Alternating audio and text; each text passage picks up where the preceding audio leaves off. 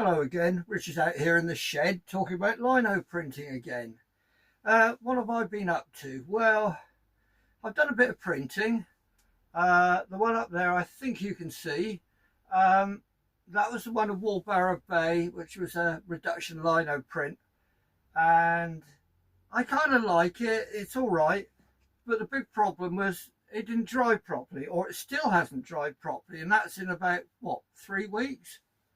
Um, there's a frame one down here which kind of looks all right, and then there's a new print of more of which later. Well, this is the sort of latest one I've been doing.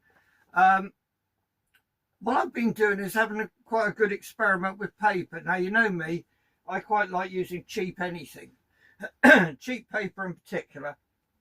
Now, it's taken quite a bit of experimentation, and I always swore I'd do it as cheaply as possible, and I've broken that rule, and I'll tell you all about that later.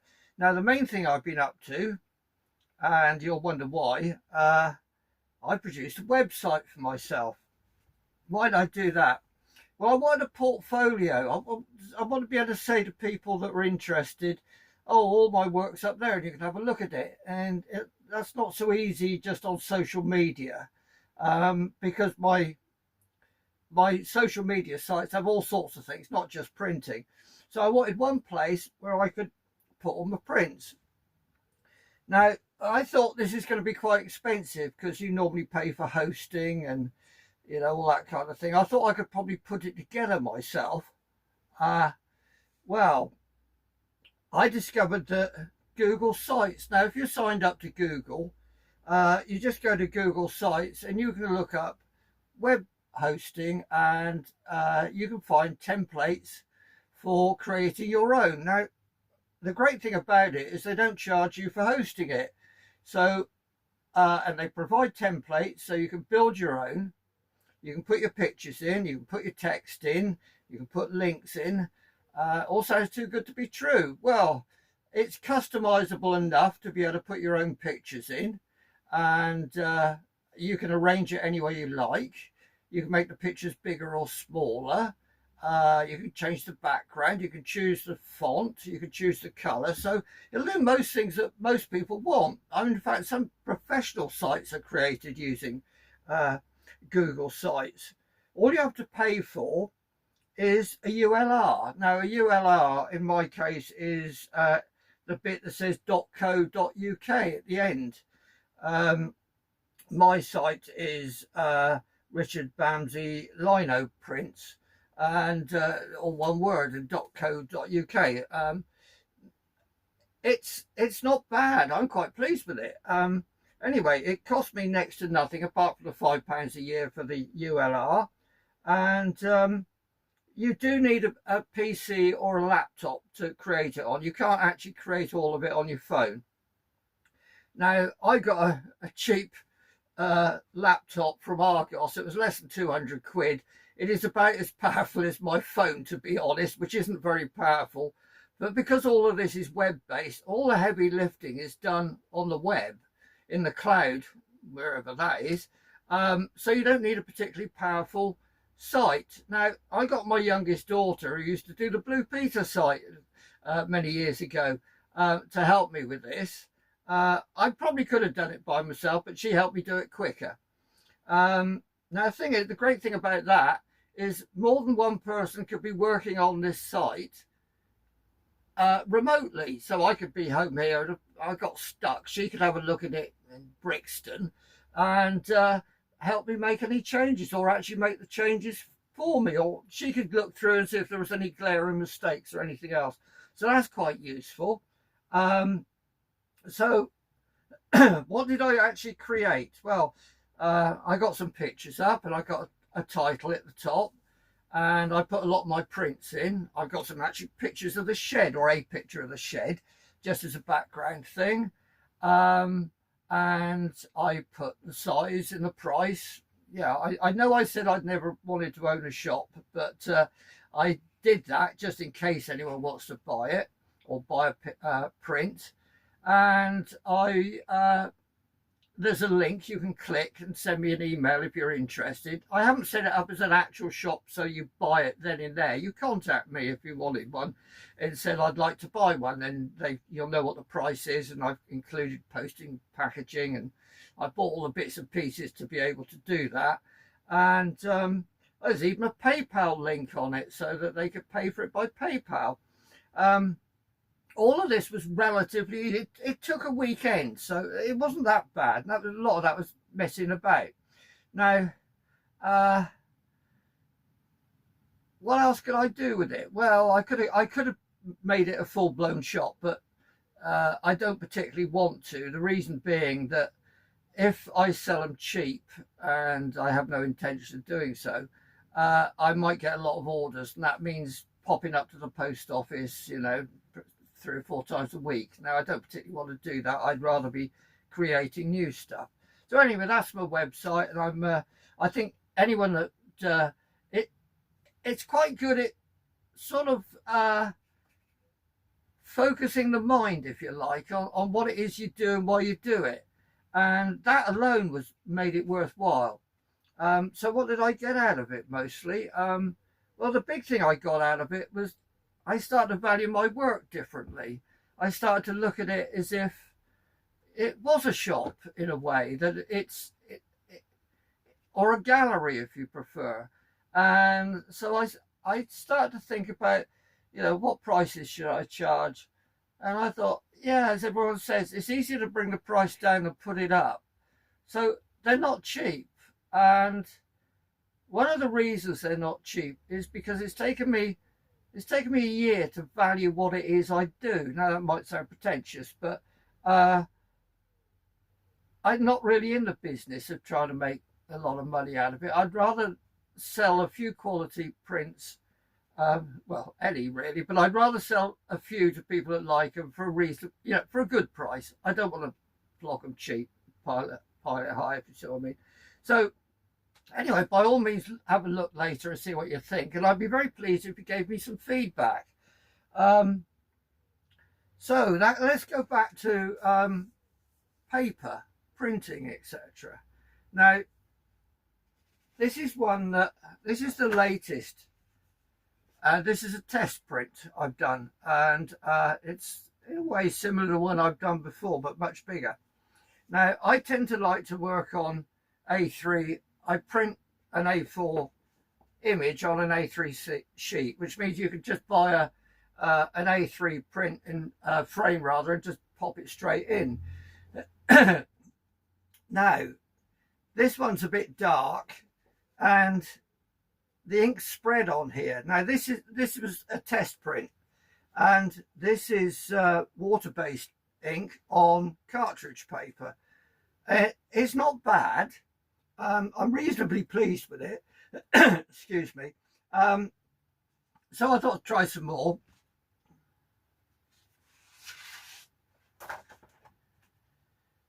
That one is just an edit, and that one's even worse. It's gone even more gloopy. It may be difficult to see on the screen, but some of these are sort of almost filling in. Now, the advantage of water-based is, I've said, it dries quite quickly. And then I tried one on,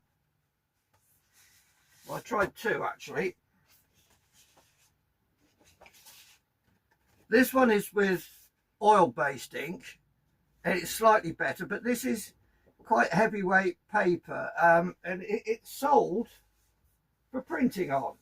Now, I've got the stuff here. I mean, I think that's about 18 quid a packet, something like that. You get 15 sheets, but for my hand printing, it's too heavyweight, it's too thick. I can't rub it down any sense. So I've got one up here that I'll bring down for you. Now, this is where it starts getting expensive. This is on Japanese handmade agwami paper, and I think it's lovely. I think the paper is beautiful to print on, and it's clean, it hasn't spread, it dried quickly, and I love it. But slight problem. This is just over half of a sheet. Now, I had to cut it to put this on it. I can't get two out of a sheet. I could get an A4 or a couple of A4, well, one A4 and one A5 apart from this, but a sheet is a fiver. So I'm using it a bit sparingly. So if I say on my website that I'm going to do an edition of 10, I'm only going to print a couple until people order them, and I will do a limited edition of 10 as required. But I think this is lovely, lovely paper. And how did I discover it? Well, for my birthday, my daughters got me this test packet, sample pack of Aguami editioning papers. Now, there are lots of slightly different colours and different thicknesses and different finishes. I mean, here's one.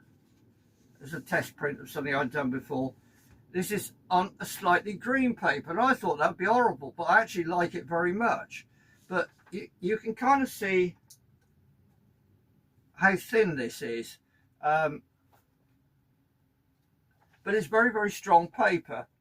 And again, I've got quite a few here that I've tried old prints, well, old blocks, and I've tried,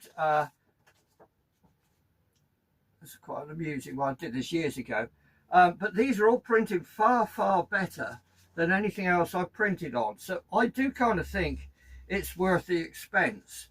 That's the other one that is slightly similar, which was also done quite some time ago, but you get really dense black ink. Anyway, that's enough of those, but they are quite interesting. And here's one I did of an A4, and it fills up the whole sheet. And that is so dense, it looks like a black photocopy.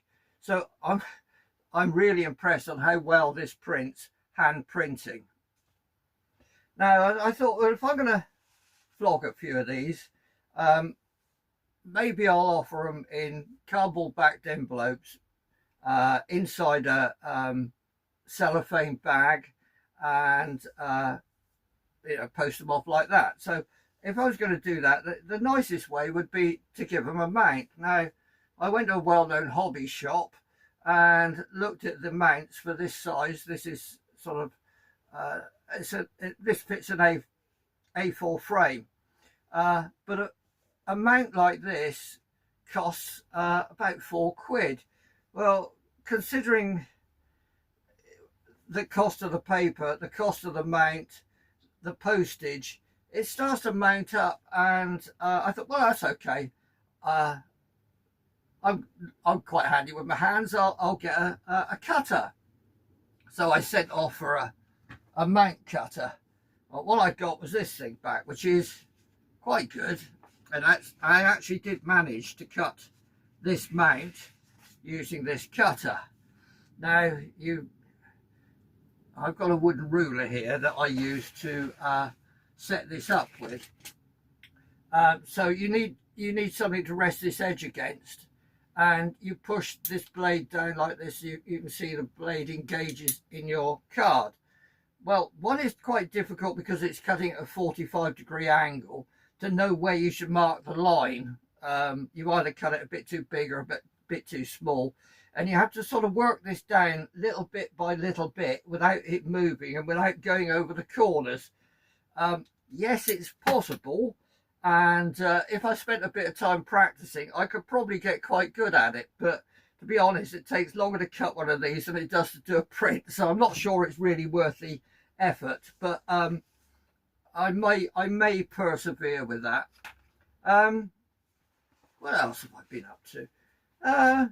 I'll cut as a better mount. Right, you'll see this light I've got here. This is quite useful because when I'm cutting on dark lino, and in fact, this has had 2 or 3 edits to it because I thought the first ones were too dark, and so I lightened it up.